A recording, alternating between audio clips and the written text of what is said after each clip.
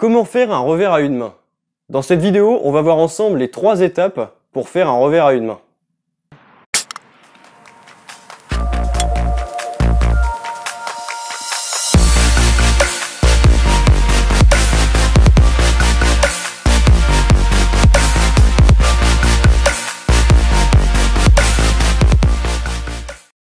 Avant, le revers à une main était une institution. Tout le monde jouait à une main. Cependant, depuis les années 70, de nombreux joueurs comme Jimmy Connors ou Björn Borg ont montré qu'il était possible de gagner de grands tournois en ayant un revers à 2 mains. Et c'est pas vraiment étonnant puisqu'on s'est rendu compte que le revers à 2 mains était un coup plus facile à faire lorsqu'on est jeune. Pour un enfant, c'est bien plus facile de frapper fort dans la balle lorsqu'on utilise son deuxième bras. Car oui, quand vous avez 10 ans, c'est difficile de faire un revers à une main. Et ça s'explique par le fait que les entraîneurs de tennis l'ont de plus en plus enseigné, et que c'est donc devenu en quelque sorte la norme. D'ailleurs, ça se voit très bien à haut niveau, puisque la plupart des joueurs et des joueuses utilisent un revers à 2 mains. Pourtant, l'entraîneur de Gilles Simon, Jan de Witt, a dit la chose suivante. C'est évident que le revers à une main est le coup le plus naturel du tennis. Et on le voit très bien sur le circuit professionnel. C'est fluide, c'est beau, mais c'est également très efficace. Il devient alors évident qu'il est possible de rivaliser avec les joueurs qui ont un revers à 2 mains. Vous pouvez donc vous aussi faire de votre revers à une main une arme à part entière. Et dans cette vidéo, on va parler de la technique qu'il faut avoir pour faire un revers à plat ou un revers lifté. On parlera dans une autre vidéo du revers slicé. Commençons donc tout de suite avec la prise de raquette. Et si vous avez déjà vu notre vidéo sur le lift en revers à une main, et que vous avez déjà une bonne prise de raquette, vous pouvez directement passer à la partie suivante de la vidéo. Pour faire un revers à une main, vous avez le choix entre 2 prises de raquette. La prise semi-fermée de revers et la prise fermée de revers. Pour bien comprendre ce que cela signifie, on va décomposer ensemble le manche de notre raquette en 8 bandes, numérotées de 1 à 8. Pour avoir une prise semi-fermée, vous allez devoir positionner l'articulation de votre index sur la bande numéro 1. C'est une prise qui va vous permettre de mettre un peu de lift dans votre balle, mais qui est surtout adaptée pour faire des frappes à plat. C'est la prise qu'utilisait Youzhny et une prise qu'utilise parfois Roger Federer. Pour avoir une prise fermée de revers, vous devez positionner l'articulation de votre index sur la bande numéro 8. C'est la prise qui est la plus utilisée à haut niveau. Elle est beaucoup utilisée car elle vous permet de lifter davantage qu'une prise semi-fermée, tout en étant toujours capable de réaliser des frappes à plat. Et c'est également la prise que nous utilisons. Elle permet d'avoir une plus grande action du poignet, ce qui favorise un mouvement de bas en haut de votre raquette, ce qui va donc vous permettre de lifter. Cette prise est par exemple utilisée par d'excellents joueurs comme Dominic Thiem ou Stan Wawrinka. Cependant, si vous êtes débutant, on va plutôt vous conseiller d'utiliser une prise semi-fermée de revers, car c'est une prise qui est facile à manier quand on débute. Par contre, si vous souhaitez lifter davantage en revers, on va vous conseiller de passer sur une prise fermée. C'est une prise qui est bien plus polyvalente. Son seul inconvénient, c'est qu'elle est difficile à prendre en main au début. Mais elle est vraiment pas mal.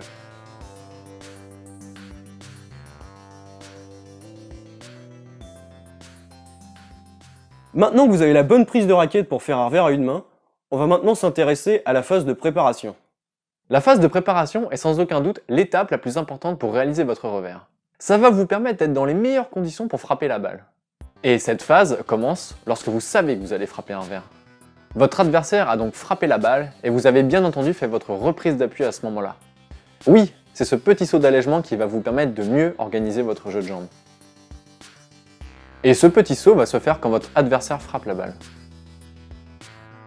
Bon, pour être tout à fait honnête avec vous, il nous arrive de ne pas le faire. Soit par fatigue, ou soit parce qu'on est trop pris dans l'échange. Mais c'est vraiment un plus de le faire. Ça va vous permettre d'être rigoureux dans votre jeu de jambes, et de ne pas rester passif. Au niveau du haut du corps, vous allez utiliser votre bras libre qui se situe sur le cadre de la raquette pour avoir votre prise de revers. Donc si vous avez bien suivi nos conseils jusque-là, une prise semi-fermée ou idéalement une prise fermée. Pendant ce temps-là, vous allez commencer à amener votre raquette derrière vous pour arriver dans cette position. Comment? Grâce à une rotation de vos hanches et de vos épaules.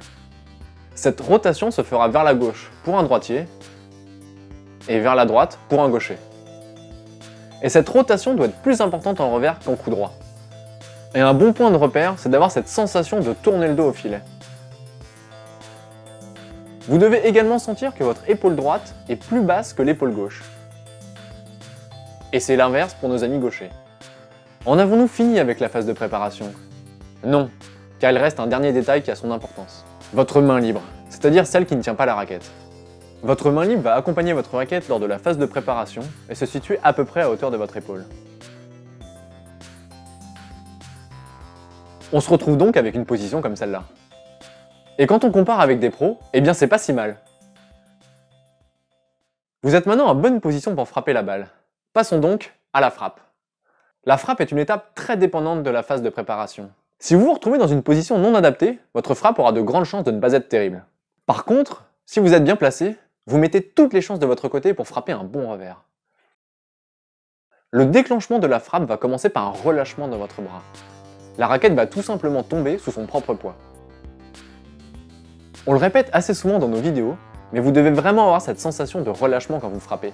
Et si vous forcez le mouvement, vous allez être crispé. En plus d'être biomécaniquement inadapté, jouer crispé peut entraîner des blessures au niveau du poignet et du coude. Le fait de descendre votre raquette va vous permettre d'avoir une trajectoire de bas en haut. Ça va vous permettre de jouer à plat, mais surtout de jouer lifté. On a d'ailleurs fait une vidéo sur le revers lifté à une main, que vous pouvez visionner en cliquant ici. Et ce n'est pas tout au niveau de la frappe, car vous devez absolument frapper la balle devant vous. Et lors de l'impact, votre poignet doit être devant votre coude, et votre coude devant vos épaules. C'est cette position qui va vous permettre d'être plus précis. Maintenant, on va s'occuper de votre bras libre, c'est-à-dire le bras qui ne tient pas la raquette. Il a une importance capitale, car il permet au joueur de rester stable et gainé pendant la frappe et l'accompagnement. Ce n'est pas moi qui le dis, mais Caroline Martin dans son livre « Tennis pour la performance ». Pourquoi? Tout simplement pour que vos épaules ne partent pas dans tous les sens et que vous soyez en équilibre lorsque vous frappez votre balle. Et vous voyez bien que quand on frappe un revers à une main, on est bien en équilibre. Mais l'équilibre passe également par les jambes. Et c'est en étant fléchi que vous allez pouvoir trouver davantage d'équilibre. Dans une prochaine vidéo, on pourra rentrer en détail sur l'action des jambes et les différents types de pieds en revers. Et on va tout de suite passer à la dernière étape, l'accompagnement. On est désormais dans la dernière étape. Le plus dur est fait, vous avez frappé la balle. Et si vous avez bien suivi nos conseils jusque-là, que vous avez fait une bonne phase de préparation, que votre frappe s'est bien passée, vous allez pouvoir enfin admirer votre magnifique revers à une main. Ben non, c'est pas tout à fait fini, car vous allez devoir accompagner votre raquette pour la décélérer. La trajectoire de raquette lors de l'accompagnement va beaucoup varier en fonction du coup que vous allez jouer, ou également de la puissance que vous avez mis dans votre coup. Mais vous devez normalement vous retrouver dans une position similaire à celle d'une danseuse étoile. On a donc vu ensemble les 3 étapes pour pouvoir faire un revers à une main. À savoir la phase de préparation, qui va vous permettre d'être dans les meilleures dispositions possibles pour frapper votre revers, la frappe, bien évidemment, et enfin l'accompagnement, qui va vous permettre de décélérer votre raquette. Il ne vous reste plus qu'à mettre tout ça en pratique. Et n'hésitez pas à vous filmer pour bien corriger votre geste. Dites-nous dans les commentaires les difficultés que vous rencontrez en revers à une main. Et si vous faites de la compétition et que vous souhaitez gagner à des classements plus élevés que le vôtre, nous avons fait un guide tactique gratuit. Vous y trouverez par exemple des conseils pour battre des rameurs. Le lien va se trouver dans la description.